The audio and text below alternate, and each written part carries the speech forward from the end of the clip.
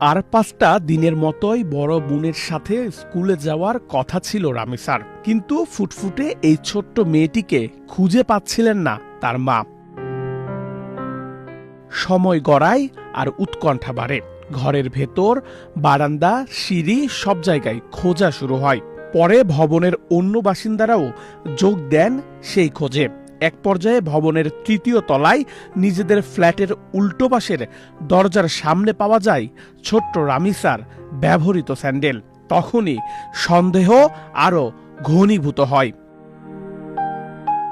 ভেতরে থাকা লোকজনকে দরজা খুলতে বলা হলেও দীর্ঘ সময় কোনো সাড়া পাওয়া যাচ্ছিল না। পরে প্রতিবেশীদের নিয়ে দরজা ভেঙে ফ্ল্যাটে ঢোকেন তারা।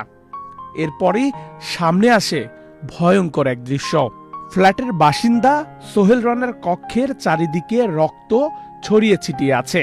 রক্তের উৎস খুঁজতে গিয়ে দেখা যায় খাটের নিচে থেকে মাথা ছাড়া একটা ছোট্ট মেয়ের লাশ অসহায়ভাবে পড়ে আছে।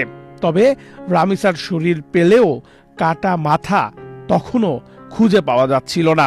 তারপর ছোট্ট রামিসার মাথা খুঁজতে রুমের চারিদিকে তল্লাশি চালানো হয়।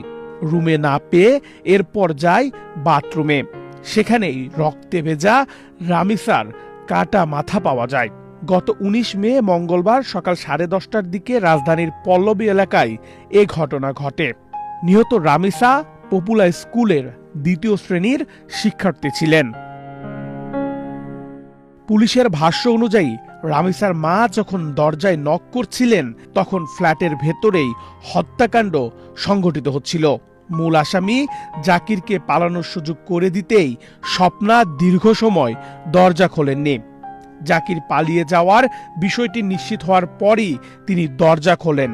ঘটনাস্থল থেকে তাৎক্ষণিকভাবে জিজ্ঞাসাবাদের জন্য স্বপ্নাকে আটক করে পুলিশ। রামিসার পরিবার ওই ভবনে প্রায় ১৭ বছর ধরে বসবাস করলেও অভিযুক্ত দম্পতি মাত্র ২ মাস আগে বিপরীত পাশের ফ্ল্যাটে ভাড়ায় ওঠেন। পুলিশের কাছে স্বপ্না জানিয়েছেন তার স্বামী জাকির বিকৃত যৌন লালসা পছন্দ করত। তার সাথেও এমন পাশবিক নির্যাতন করেছে। রামিসাকে দেখে ভালো লাগার পরই তার স্বামী জাকির বাসা পাল্টিয়ে ২ মাস আগে এই ফ্ল্যাটে বাসা নিয়েছে, যাতে বিকৃত যৌনাচারের স্বাদ মিটাতে পারে। জাকিরের স্ত্রী স্বপ্নার ভাষ্যমতে ছোট রামিসাকে টেনে হিচড়ে রুমে আনার পর তার স্বামী রামিসাকে ধর্ষণ করার চেষ্টা চালায়।